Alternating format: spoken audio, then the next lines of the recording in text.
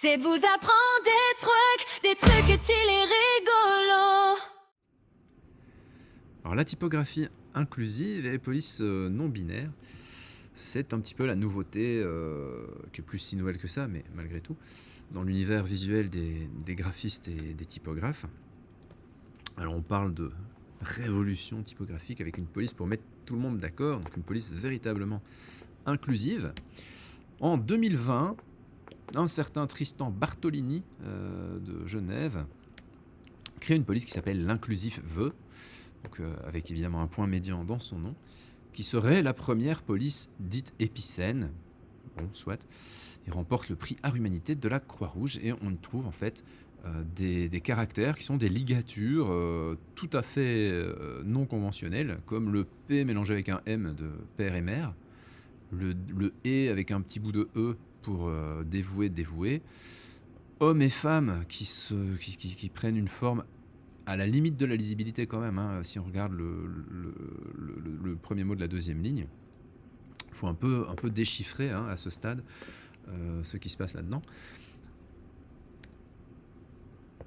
Et donc des nouvelles ligatures avec un demi-E à la fin d'un D, par exemple, qui induit la possibilité d'un féminin à la fin d'un mot masculin. Donc en réalité, des expérimentations typographiques de ce type-là commencent déjà en 2017, notamment à Bruxelles, avec l'ERG, l'école de recherche graphique, et la Cambre, et notamment le collectif Bye Bye Binary, qui a récemment apporté sa contribution, notamment à la communication du Théâtre National Wallonie-Bruxelles. Ce qu'on voit ici, ce sont des exemples de polices qui sont tirées de leur catalogue, puisqu'ils ont créé plusieurs polices inclusives, post-binaires, comme ils disent, comme ils disent en fait. Et ça repose sur une technologie qui est vieille comme la police OpenType, si je puis dire.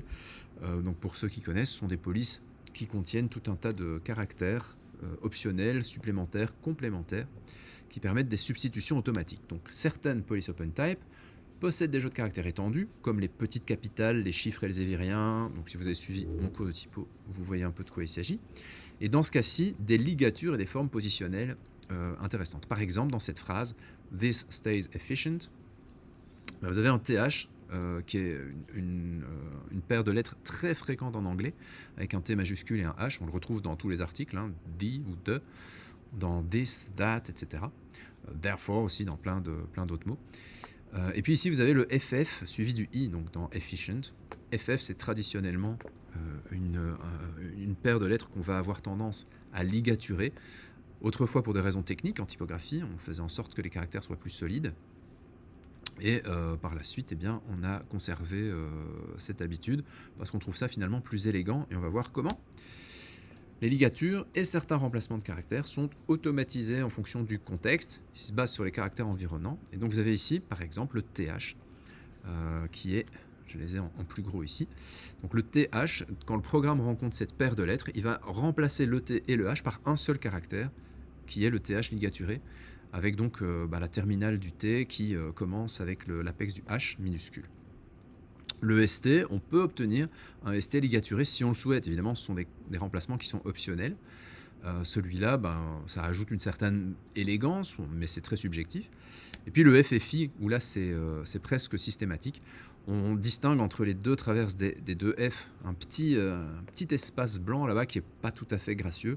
Et donc, on va en fait ligaturer ces deux lignes ensemble. Et on va atteindre jusque le haut du I, dont le point se confond avec la goutte du deuxième F. Donc on a vraiment ici des caractères qui vont se toucher et il va y avoir un jeu de forme entre ces différents caractères. Donc ça, c'est le principe des ligatures standards et optionnelles des polices OpenType. Ça existe depuis très longtemps, depuis le début des années 2010, plus précisément. Et des caractères ligaturés, il y en avait déjà avant ça, mais il y en avait moins. Les polices OpenType ont permis d'en avoir beaucoup plus. Et justement, grâce à cette technologie OpenType, eh bien, les polices post-binaires vont remplacer certaines suites de caractères par des nouveaux glyphes. Des glyphes qui n'existaient pas avant. Et là, vous voyez peut-être où je veux en venir. Donc, avec les polices dites post-binaires, quand on rencontre une suite de lettres comme dans le mot l'ami ici, de l'acteur, point médian is, donc vous avez ici ami, ami et acteur, actrice, eh bien, le système va détecter ce point médian et il va, sur base des lettres qui se trouvent autour du point médian, choisir le glyphe, on appelle ça un glyphe, donc un caractère typographique qui est approprié pour remplacer en fait la double flexion abrégée avec le point médian par des nouveaux caractères qui n'existaient pas jusque-là. Pourquoi faire ça? Parce que c'est considéré par les graphistes qui ont créé ces polices-là comme plus esthétique que d'avoir un point au milieu de la phrase, au milieu des mots plutôt. C'était un des reproches principaux qu'on faisait au point médian, c'est que ça ajoute des points partout et que c'est pas joli et nani et nana. Ici, on a essayé de trouver une solution graphique plus élégante à ce problème de points. Et donc, lorsque le point médian ici est considéré par certaines personnes comme difficile à lire et inesthétique, les créateurs de ces polices détournent la fonctionnalité des ligatures OpenType pour remplacer les doubles flexions abrégées avec le point médian par des ligatures innovantes. Et ici, on voit le AMI avec le E dans l'I, quelque part. Donc ça rejoint un peu le OE, le AE ligaturé qu'on connaît depuis très longtemps en français. Mais ici, c'est une nouvelle ligature qui n'existait pas jusque-là et qui permet d'avoir un mot qui a les deux genres simultanément. En tout cas, c'est l'intention des créateurs des créateurs RIS de cette police.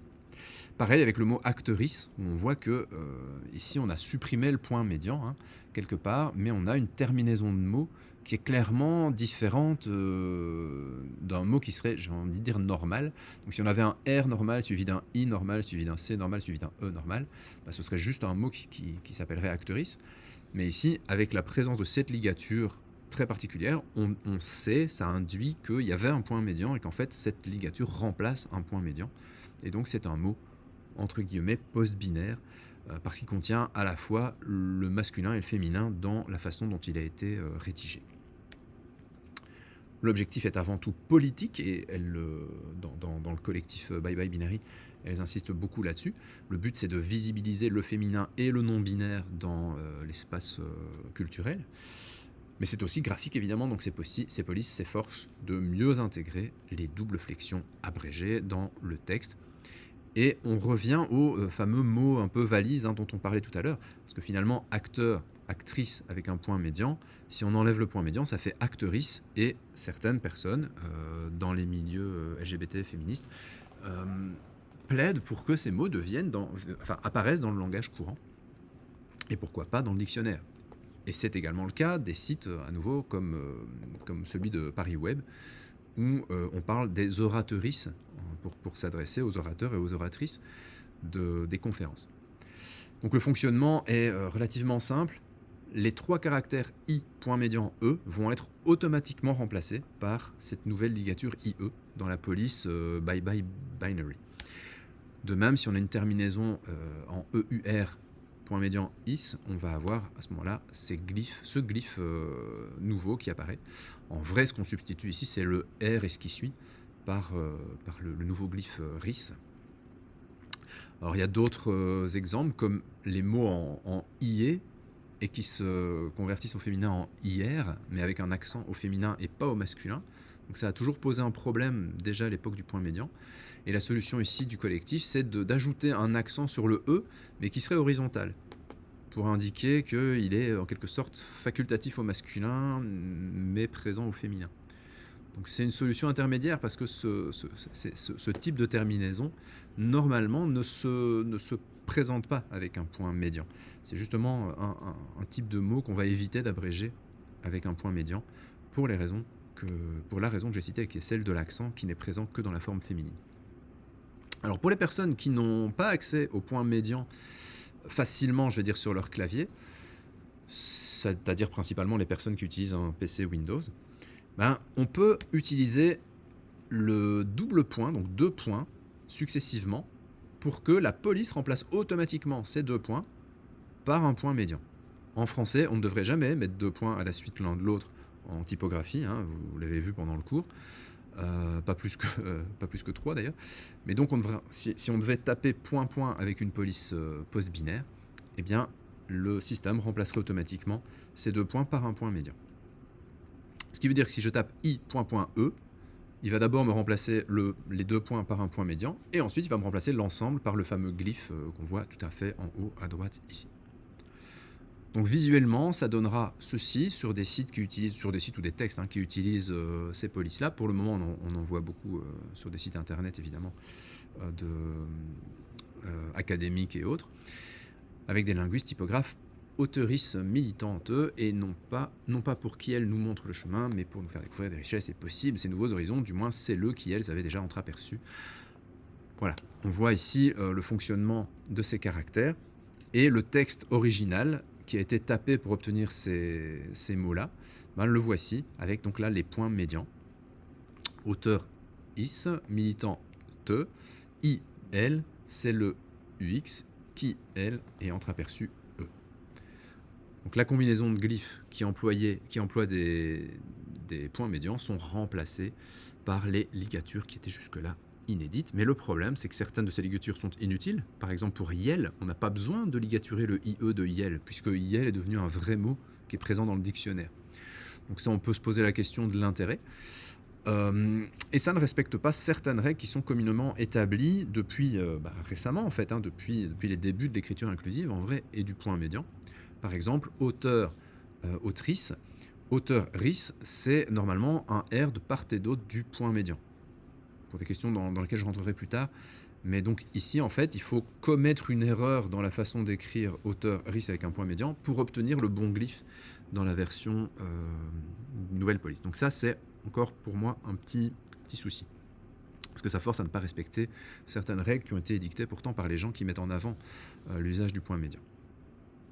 C'est valable aussi pour pompier, pompière, par exemple, avec le féminin qui porte un accent.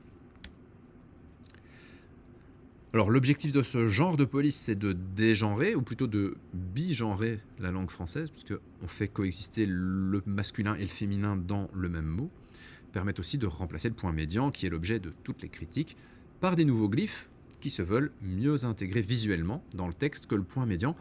J'ai envie de dire un peu comme les chiffres elzéviriens qu'on a vu un petit peu plus tôt dans le cours de typographie. Mais ces nouveaux glyphes, évidemment, ne font pas l'unanimité non plus.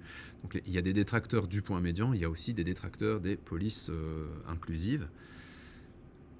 Et en outre, je l'ai dit tout à l'heure, certaines ligatures ne sont pas utiles, comme celle du mot yel, ou alors, ça je viens de le dire aussi, se substituent à des combinaisons de caractères qui ne font pas l'unanimité, ce qui va compliquer l'usage de ces polices. Voici à quoi pourrait ressembler mon père ce héros ou ma mère cette héroïne, dans une seule et même phrase. Alors, ceci nous amène à l'anglais inclusif, parce que l'anglais lui aussi évolue depuis de nombreuses années en utilisant des mots épicènes pour enlever le genre de certains mots qui sont jugés inutilement sexistes. Et j'ai l'exemple du mot pompier, justement, qui en français, ici est masculin. En anglais, pompier, ça se dit fireman. Ça se disait en fait fireman. Et aujourd'hui, on a plutôt tendance à dire firefighter.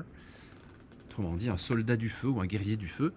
Alors en français, ça sonne masculin aussi, mais en anglais, fighter, ce n'est pas genré, c'est épicène. Et donc, firefighter, ça peut aussi bien être un homme qu'une femme, et ça évite, encore une fois, qu'on ait une surreprésentation mentale des hommes. Donc, il y a plein de mots comme ça qui ont évolué. Par exemple, porte-parole, on disait spokesman dans le temps. Aujourd'hui, on dit spokesperson. C'est une personne, c'est plus un homme. Hôtesse de l'air, qu'on a déjà cité en français, on avait air hostess ou stewardess dans le temps. D'aujourd'hui, c'est flight attendant. C'est un exemple que j'avais déjà donné tout à l'heure. L'humanité, en anglais, ça se disait mankind. C'est même le titre d'une série, For All Mankind. Aujourd'hui, on dit humankind, donc la race humaine, plutôt que... Enfin, l'espèce humaine, plutôt que l'espèce de l'homme. Et dans le même état d'esprit, policier, policeman, ça devient police officer, plutôt que l'homme de la police. Barman et barmaid, qui étaient genrés autrefois, ça devient bartender. Bartender, c'est évidemment épicène. Et alors, il y a actrice également, qui était en anglais le mot actress autrefois. Et aujourd'hui, on dit actor, y compris pour une femme. Ce qui m'a, moi, surpris, parce que j'ai vu ça récemment. Mais c'est très récent. Pardon. C'est très récent, comme le souligne le public. Mais donc c'est bien la preuve que, comme le français, le langage en anglais évolue aussi vers plus d'inclusivité. Voilà, alors j'ai trouvé ce petit ovni, une police qui décide à ma place. Alors évidemment, on peut se poser la question de la fin du libre arbitre ou pas. Voici 100 gender, donc 100 genres, de l'agence anglaise Havas Links, bon, qui, grâce à ce petit coup de pub, a fait un petit peu parler d'elle, évidemment, ce qui était le but, hein, faire le buzz. Mais donc, elle a créé une police open type, donc le même principe que ce qu'on vient de voir pour les polices bye bye binary, mais qui va exploiter les substitutions automatiques d'une manière extrême. Donc, habituellement, c'est réservé à des ligatures, des formes positionnelles, etc. Et ça va remplacer en fait automatiquement certains mots sexistes ou simplement inutilement genrés par d'autres mots. Voici une micro-démo. On tape One Giant Leap, évidemment, for, et il va mettre Mankind, et hop, alors qu'il finit de taper Mankind, le texte est remplacé par Humankind. Autrement dit, quand on utilise cette police-là, il m'empêche d'employer une terminologie genrée ou sexiste.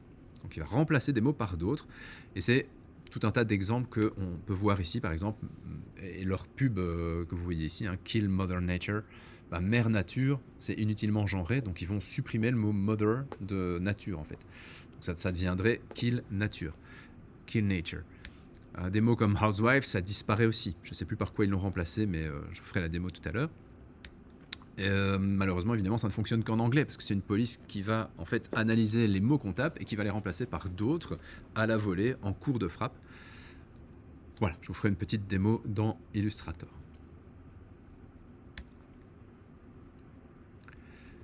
Et donc avec tout ça, maintenant, qu'est-ce qu'on fait?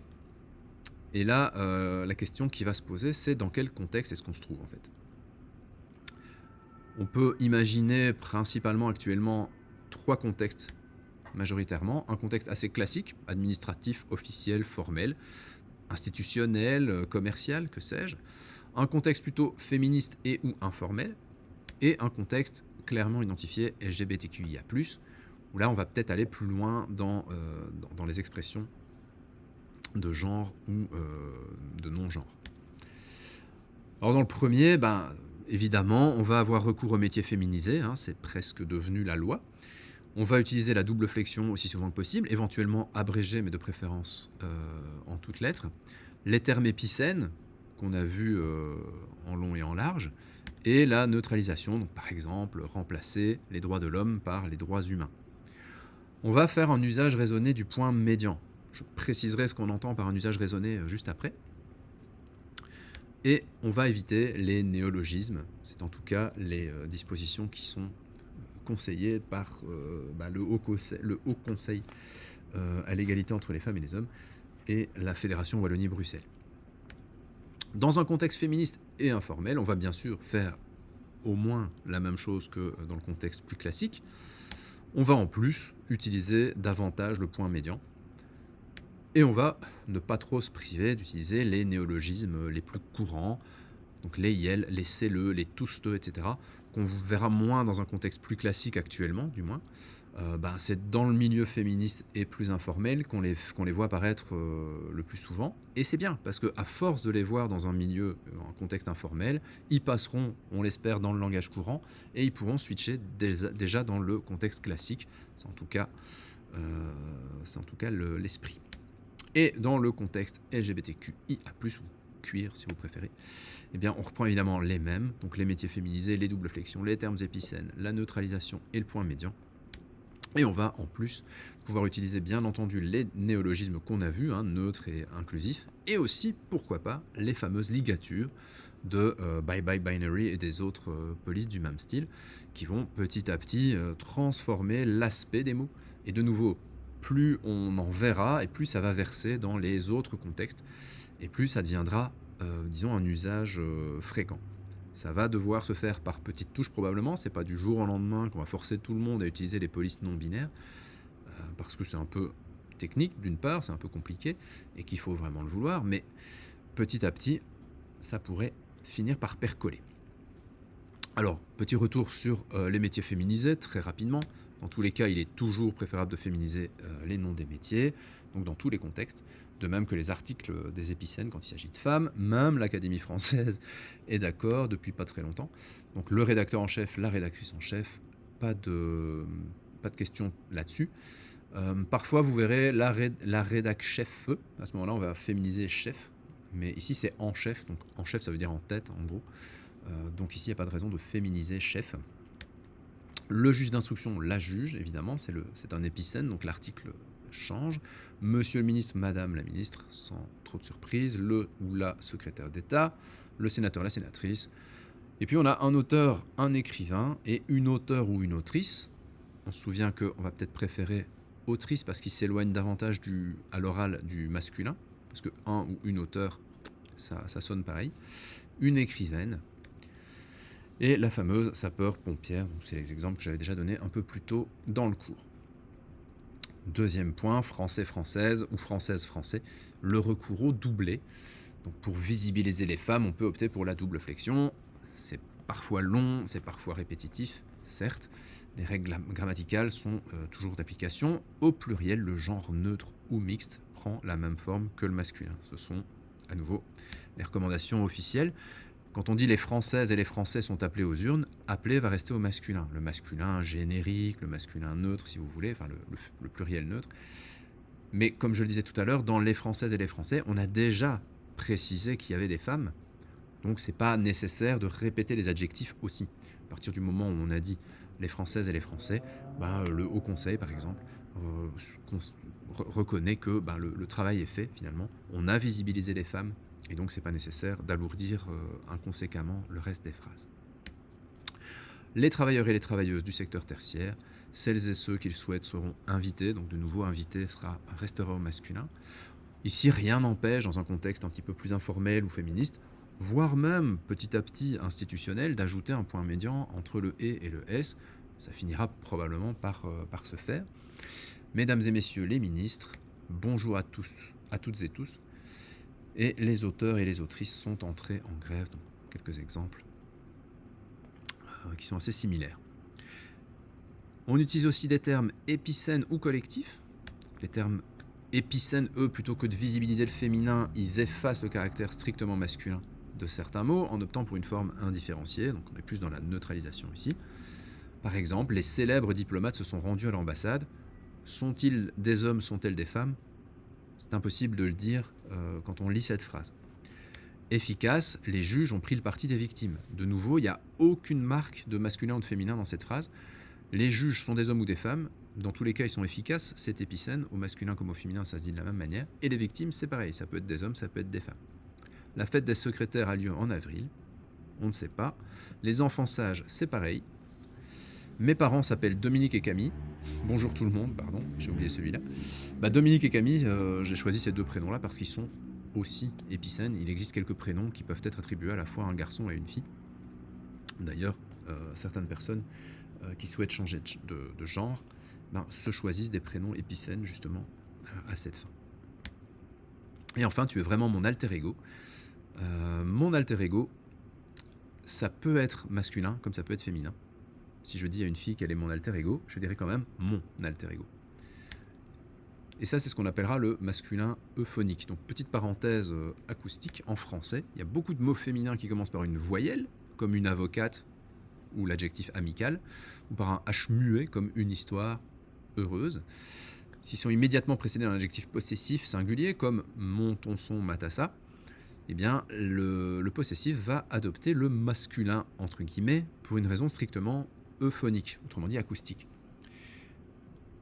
Je m'explique. Quand je dis mon copain, ma copine, mon c'est masculin, ma c'est féminin, jusque-là tout va bien. Par contre, quand je dis ton ami ou ta amie, là il y a tout de suite un problème. Ta amie, ça ne va pas, ça ne sonne pas bien à l'oreille et je ne vous apprendrai rien, on dira ton ami. Pourtant, ton, traditionnellement, c'est un mot masculin. Eh bien ici, on l'utilise alors que le mot ami est clairement féminin, juste pour la liaison acoustique entre le possessif et le mot ami qui commence malheureusement par une voyelle. Alors il y a plein d'exemples, sa petite histoire, pas de problème, c'est féminin. Par contre, son histoire amusante, histoire est toujours féminin, mais on dira son. Ma grande épée ou mon épée bâtarde, ta carrière intéressante ou ton intéressante carrière, et son amusante habitude ou son habitude amusante. Dans ce cas-ci, c'est un nom et un adjectif qui commencent tous les deux soit par une voyelle, soit par un H muet. Donc dans les deux cas, on va fait employer l'article masculin, mais il a valeur de féminin évidemment. C'est pas pour autant qu'on a changé le genre des mots. Voilà. Encore une fois, le masculin est très présent dans la langue française. Alors la neutralisation, à nouveau, à défaut de visibiliser les femmes, on peut s'efforcer de remplacer des termes où le masculin est prédominant, notamment par l'usage du mot homme, par des expressions plus neutres. Et donc l'homme, avec une majuscule par exemple, traditionnellement ça fait référence à l'être humain. Donc autrement dit le genre humain, c'est-à-dire tous les humains, hommes et femmes en vrai. Les droits de l'homme, ce sont désormais les droits humains. L'histoire de l'homme, c'est l'histoire de l'humanité. Les hommes politiques, on parle plutôt maintenant des politiques, en fait. C'est devenu un épicène. Des hommes de confiance, on va plutôt dire des personnes de confiance. Et enfin, pour les hommes de loi, on dirait plutôt des gens de loi. Petite subtilité, mais la volonté est la même, neutraliser et supprimer le mot homme de tout un tas de choses. J'ai vu récemment un collectif qui voulait remplacer le mot hommage par le mot famage. Alors là, étymologiquement, je suis un petit peu plus partagé sur le bien fondé de ces idées-là. Mais c'est comme... Matrimoine. voilà. Là, à la limite, bon, ok. J'ai vu des Américains qui voulaient remplacer effectivement history par her story. Ok, là, on est vraiment parti sur tout à fait autre chose, parce qu'étymologiquement, ça n'a plus de sens. Parce que ça ne vient pas du mot homme, évidemment. Alors la neutralisation, une autre tendance, consiste à remplacer certaines doubles flexions, qui sont lourdes et un peu contraignantes, par des formes plus neutres. Par exemple, en début de lettre, madame, monsieur, ça peut être remplacé tout simplement par bonjour, virgule, et blablabla. C'est même une recommandation dans plusieurs manuels. Quand on dit bonjour à tous et à toutes, double flexion, on peut dire bonjour tout le monde, par exemple. Tout le monde, c'est collectif. Et on devrait proscrire certaines expressions dites ou considérées comme sexistes, comme gérer son logement en bon père de famille, par exemple. Pas de raison qu'une femme agisse en bon père de famille, par exemple. On parle aussi du panier de la ménagère. C'est une expression qui est un peu désuète, mais qu'on entend encore souvent quand on parle d'inflation. On emploie encore aussi nom de jeune fille pour les femmes mariées, et patronyme, qui est en fait techniquement le nom de famille. Mais le mot nom de famille, il est valable pour tout le monde, alors que patronyme, ça met en avant le nom du père, donc patriarcat. Ou encore, dans la bouche parfois des parents ou des coachs, sois un homme, tu pleurniches comme une fillette. Ce genre de choses, évidemment, c'est à proscrire désormais. Enfin, ça aurait peut-être été à proscrire toujours. Alors, le point médian, on l'a vu, il divise plus qu'il ne rassemble, fondamentalement. Et en particulier, il semble inclusif qu'envers les femmes, et pas envers les personnes en situation de handicap, les enfants ou les adultes en cours d'apprentissage de la langue, certaines personnes non-binaires, etc. Il pose de sérieux problèmes d'accessibilité, notamment avec les lecteurs d'écran. Alors ce sera probablement résolu dans l'avenir, mais en attendant, d'autant plus que c'est un caractère qu'on emploie surtout en français, donc tous les logiciels informatiques, tous les éditeurs de logiciels informatiques ne vont pas s'y intéresser nécessairement tout de suite. Son usage est officiellement interdit dans les textes officiels et à l'école, dans l'éducation nationale notamment. Aucune règle officielle ne s'applique encore à son usage et tout le monde fait un peu sa popote à sa manière. Et c'est pourquoi même plusieurs féministes déconseillent l'usage du point médian en préférant les autres principes comme la féminisation des métiers, la double flexion en toutes lettres, les termes épicènes et collectifs, la neutralisation, etc. Pour éviter des phrases un petit peu alambiquées comme celle-ci, qui sont correctes en écriture inclusive, mais qui sont quand même un petit peu longues et pas forcément simples à déchiffrer pour tout le monde de prime abord, voilà, avec des masculins et des féminins en alternance. Alors le point médian, à l'origine, on l'a vu remplacer les parenthèses utilisées autrefois pour ajouter un suffixe pluriel à un mot singulier ou un suffixe féminin à un mot masculin. Tant qu'il s'agissait d'ajouter ou de supprimer des parties, des mots, ça ne posait pas de problème. Le ou les joueurs gagnants remportent la mise. Voilà, on comprend que ça peut être le joueur gagnant qui remporte la mise ou bien les joueurs gagnants s'il y en a deux ou plus qui remportent la mise. Pour le féminin, ça donnait tout ou toutes les citoyens ou citoyennes sont les bienvenus. Et là, ça posait le problème pour les féministes qu'il n'était pas question de mettre les femmes entre parenthèses, et que d'autres signes graphiques ont alors été proposés pour les remplacer, parce que les parenthèses ne sont pas très flatteuses, on va dire. Et donc sont apparus l'ancêtre du point médian, mais des points bas utilisés comme le point médian aujourd'hui. Pour certains, des apostrophes entre les lettres, des slash, donc des barres obliques, des traits d'union, des puces, ou des points médians, mais à l'époque c'était encore des puces. Et enfin, la possibilité de mettre le féminin en capital. Alors tout ça, ça s'est fait, ça a bouillonné un petit peu pendant tout un temps, et tout le monde faisait un petit peu sa popote à sa sauce. Or, la plupart des caractères utilisés ici ont des rôles précis, définis en typographie française, et les détourner de cette manière-là, c'est pas considéré par les professionnels de la typographie comme des bonnes pratiques. Et de toute façon, il fallait quand même mettre tout le monde d'accord sur une pratique.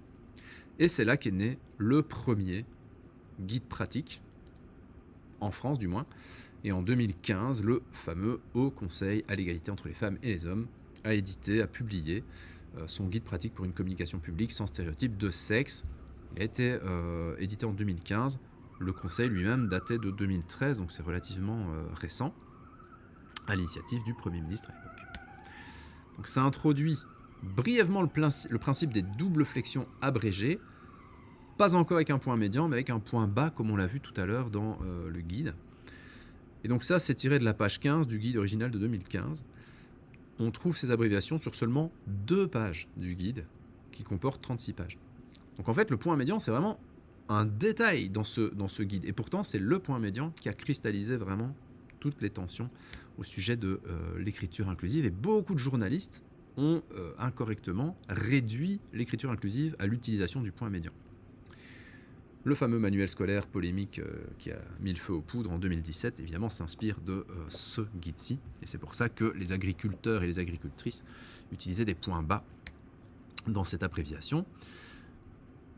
Évidemment, ce guide n'a pas reçu l'aval inconditionnel du gouvernement et encore moins de l'Éducation nationale. Il faut rappeler que le Haut Conseil à l'égalité, il a une vocation de conseil. Il n'a pas valeur de loi, il ne dicte rien, il n'impose rien. Il ne fait qu'émettre des conseils qu'on peut choisir de suivre ou pas. Et là, pour le coup, une grosse partie des conseils a été suivie, mais celle du point bas, dans ce cas-ci, ne l'a pas été. En Belgique, il faut attendre 2020 pour que la Fédération Wallonie-Bruxelles, c'est-à-dire la communauté française de Belgique, publie ce guide, Inclure sans exclure, les bonnes pratiques de rédaction inclusive. Donc 2020, c'est relativement récent. Et ce guide recommande de ne pas avoir recours au procédé abréviatif, quel qu'il soit, donc pas de point du tout, pas du tout de point médian, ni au néologisme comme taonfreur, ces nouveaux mots qu'on a vu apparaître dans les milieux LGBT. 2 ans plus tard, en France, toujours, le Haut Conseil, le même, réactualise son guide et publie une version qui s'intitule « Pour une communication publique sans stéréotype de sexe » et non pas de genre. Désormais, le même Haut Conseil déconseille le point bas au profit du point médian. Et on évite le dédoublement du point dans le cas du pluriel. Donc, au lieu d'avoir 2 points médians dans les citoyens-citoyennes, on ne va plus en avoir qu'un seul, histoire d'améliorer un petit peu la lisibilité, l'encombrement aussi que provoque la multiplicité des points médians. Et donc aujourd'hui, en France en tout cas, on peut s'abstenir de mettre le 2e point médian pour les formes plurielles. Et alors, la nouvelle version du guide indique que lorsque la substitution se fait par le remplacement d'une syllabe, comme dans acteur et actrice, il vaut mieux écrire les 2 termes en toutes lettres, acteur et actrice, et pas faire une abréviation avec un point médian. Autrement dit, le point médian va rester d'actualité si on doit juste, on va dire, ajouter une lettre, comme le E à la fin d'un mot qui sinon serait masculin, ou bien doubler une voyelle, donc c'est souvent une consonne, pardon, citoyen, citoyenne, il y a un 2e N par exemple. Et voilà. En Belgique, même position. En 2021, un an plus tard, la Fédération Wallonie-Bruxelles adopte le décret relatif à la féminisation des noms de métiers et aux bonnes pratiques non discriminatoires quant au genre dans le cadre des communications officielles ou formelles. C'est long. Et elle publie en 2024, c'est la dernière version à ma connaissance, Quand dire, c'est inclure pour une communication officielle et formelle non discriminatoire quant au genre. Et c'est donc dans ce document que j'ai été puiser les dernières recommandations, en Belgique du moins. On y recommande de limiter l'usage du point médian uniquement quand l'abréviation est absolument nécessaire et seulement pour les noms masculins qui forment leur féminin en E. Donc là, c'est vraiment très restrictif au niveau de l'usage du point médian.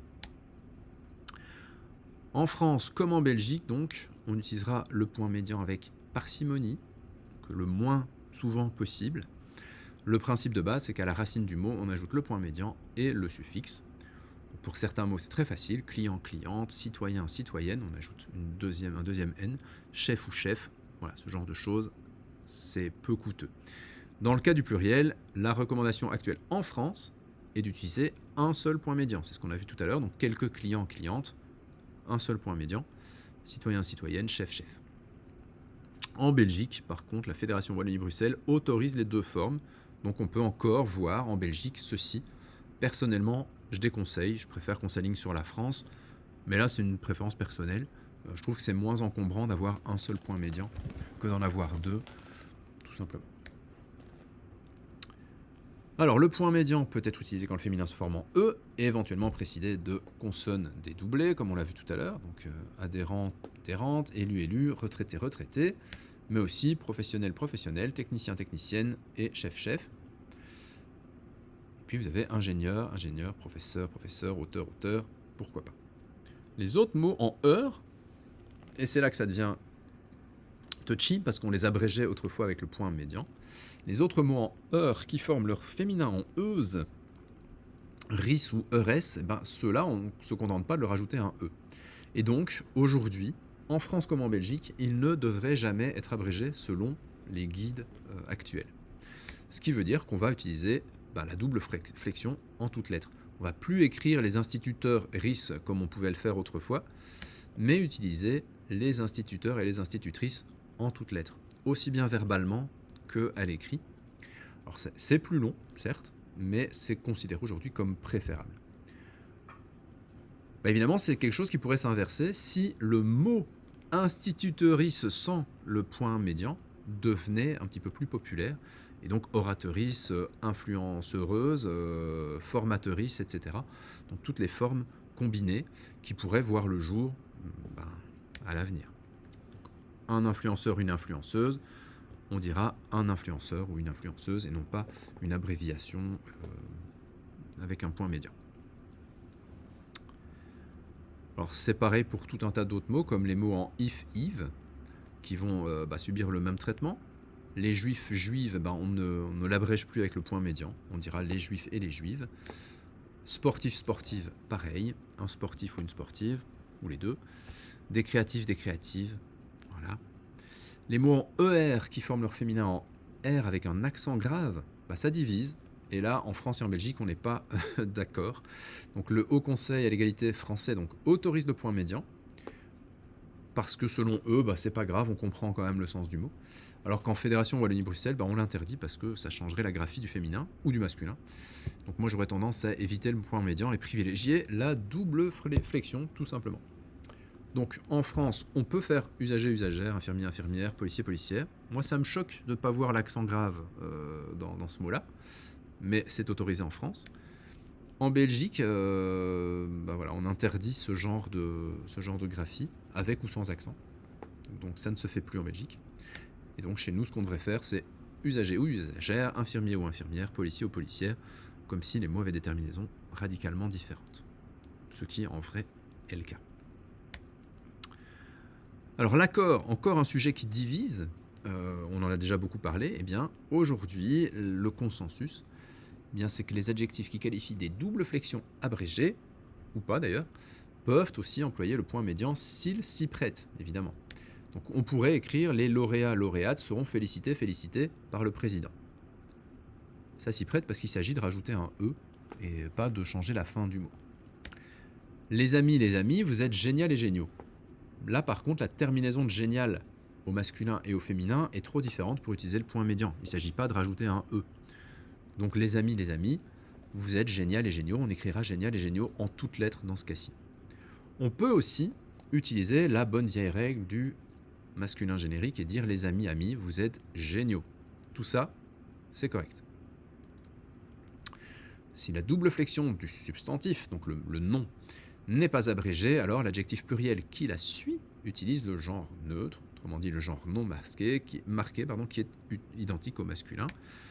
Lorsqu'on écrit les boulangères et les boulangers sont entrés en grève, entrée sera au genre non marqué, c'est-à-dire au masculin pluriel. On ne va pas répéter le féminin pour entrer en grève, alors qu'on n'a pas mis d'abréviation dans boulangère et boulanger.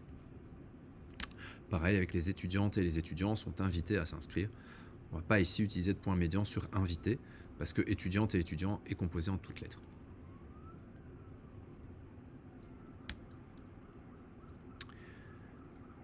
Alors au niveau de l'accord, toujours les déterminants, les adjectifs par contre qui précèdent la double flexion, ils devraient être répétés selon les recommandations. Donc on dira les grands acteurs et les grandes actrices ne seront pas oubliés, et non pas les grands acteurs et actrices. Toutes les filles et tous les garçons partagent des points communs. Le pronom de reprise qui fait référence à une double flexion, donc c'est ce qui va suivre par la suite, emploie également le masculin générique, c'est le cas qu'on avait cité tout à l'heure. Donc les boulangères et les boulangers sont entrés en grève, dès demain, ils manifesteront leur désaccord. Donc pour rappel, en France comme en Belgique, on déconseille les néologismes comme IEL dans tout ce qui est officiel. Et donc ici, on pourrait tenter de mettre IEL. Et on le ferait dans un contexte informel, féministe ou autre, mais techniquement pas dans des textes officiels. Pierre et Marie se sont mariés hier. Ils étaient très émus. Pierre et Marie, ce sont deux personnes de genre différents. Et on va utiliser le « il » à l'ancienne, j'ai envie de dire.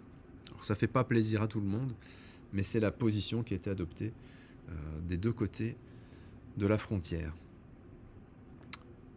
Et donc, par contre, là, j'ai un petit peu merdé, puisque mon dernier exemple ici aurait dû venir en premier. Les grands acteurs et actrices ne seront pas oubliés. En principe, ça ne se fait pas. Il faudrait dire les grands acteurs et les grandes actrices. Voilà. Et alors, demain, qu'est-ce qu'on fera ? Les recommandations relatives au langage inclusif, ça n'arrête pas d'évoluer. En fait, ça évolue tout le temps. La preuve, c'est que le dernier guide, il remonte à 2 ans à peine. Demain, peut-être, les néologismes comme agriculteuris, celleux, manfreur, etc. vont passer dans le langage courant, en dehors des cercles LGBTQIA+, et donc dans le langage tout court. Peut-être, mais on n'en est pas là. Voilà, merci pour votre attention. Ce sera tout pour aujourd'hui.